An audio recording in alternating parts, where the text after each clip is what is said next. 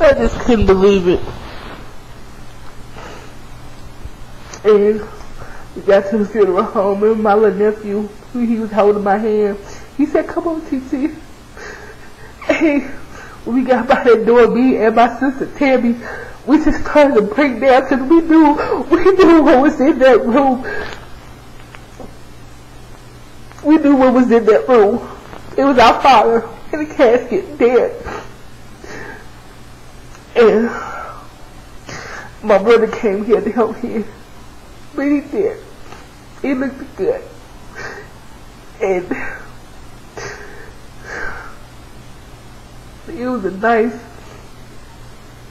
nice program.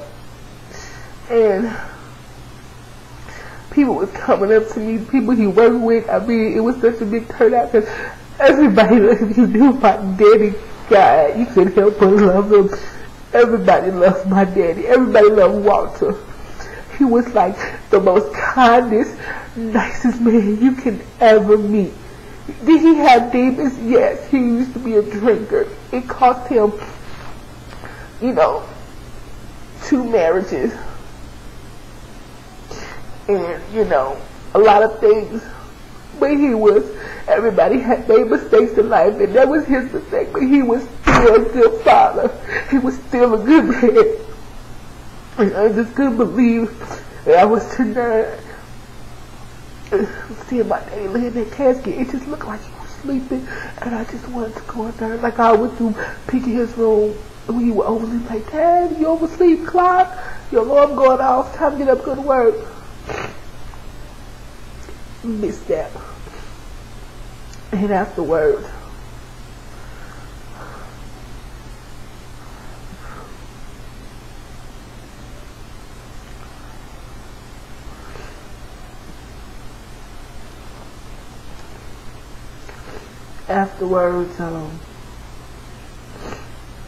was his burial. My father was a military man. He served in the military, and he did early tours, like before the Vietnam War got worse than what it was. He served early tours, and he received a discharge from the Army. I mean, he did his time. He came out from the Army, So he was a military man, and I used to love hearing about his stories in the Army. About the time that he got in trouble for talking, and the sergeant made him sit outside and eat his food, or the time he had to peel all the potatoes. He said that's when he learned to peel potatoes in the Army. And he said how he was a paratrooper. He jumped out of airplanes, and he did. He was a military man. And he was, here we have a place called Jefferson Barracks. It's kind of like Arlington Cemetery, but here it's called Jefferson Barracks, and it's where the military, past, present, and future, are buried. And we took the ride out there. It was a long ride.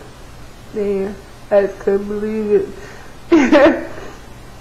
And I remember, because since he was a military man, the American flag had been draped over his casket. And my daddy, he hated the American flag. He hated a lot of things about this country. He started for his country, but this before that he really knew about this country, as he would put it. And I remember thinking, oh, he would just hate that, because he hated the American flag. He used to always say he was going to wipe his ass with it or pee on it or something. But he would have hated that, I know. And I remember we was going past this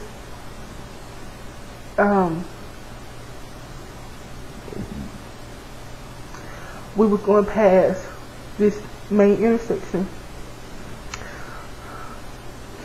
and I remember it was these construction men doing some construction, and I remember it was probably about, I don't know, 6 or 7 of them.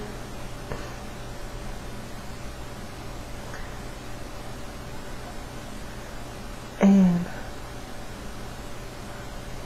as the hearse was driving past them, you can see the casket, and the American flag was draped across it. And I remember they was just like working, they stopped, and they just stood up like that. And took their head off. And they did like that, salute.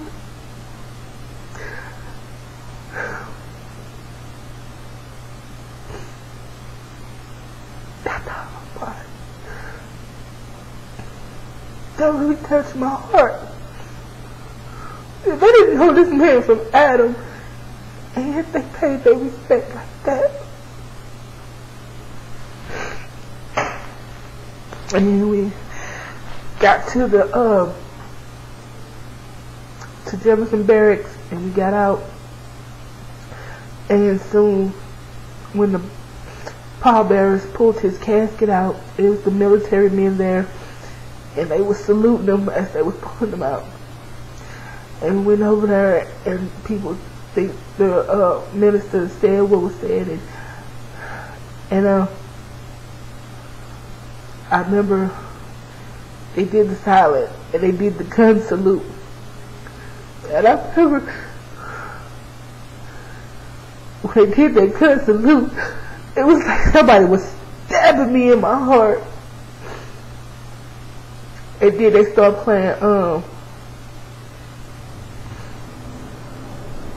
the bugle, they started playing tap. And as they was playing it, I just started crying and hollering, "Oh, Daddy, Daddy, why, Daddy, why?" Because at the funeral home, 6 people had to take me up to that casket when I was the last to view that body. And it was time for me to go up there, and 6 people had to take me up there and hold me. And I just kept screaming, Daddy, why did you leave me? And sometimes I feel like that now, but I'm trying to get out that mode. And at Jefferson Barracks, I just couldn't believe it. And they folded up the flag, the American flag, and they presented it to my mother. And she just broke out in tears.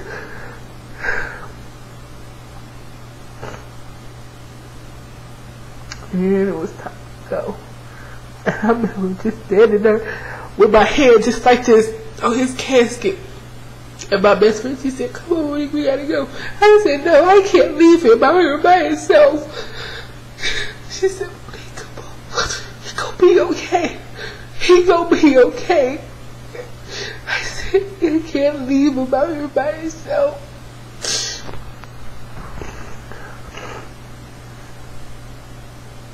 And we went to the repast, and it was like, when that was over, I went back to my sister's house and woke up the next morning. I just couldn't believe it. I couldn't believe that I had just buried my father the day before. And since then, it's just been kind of like a struggle to me. I mean, I'm in therapy now. You know, I suffer from PTSD, post-traumatic stress disorder. My traumatic experience was discovering my father like that, you know. And I miss him every day. Every second of the moment, I miss him. And what I would love to see him again and just tell him, because the last thing I said to him, if I seen him alive, was like, "There you go, Poppy," after I gave him a shot. But I would love to just tell him, even though I tell him all the time, "I love you," I would love to tell him face to face, "I love you, Daddy," you know, and I do. And he was my everything, he was my heart. And I just can't believe he's gone. But now, I'm learning what it's like to survive without him, you know. since he's not there anymore, and I think so far I'm doing a good job of it, and I know he'll be proud of me. This is in memoriam of my father, Walter Moore Hammond. His sunrise was September 25th, 1943, and his sunset was April 23rd, 2008. He was my daddy. You were my daddy. You will always be my daddy. And I love you.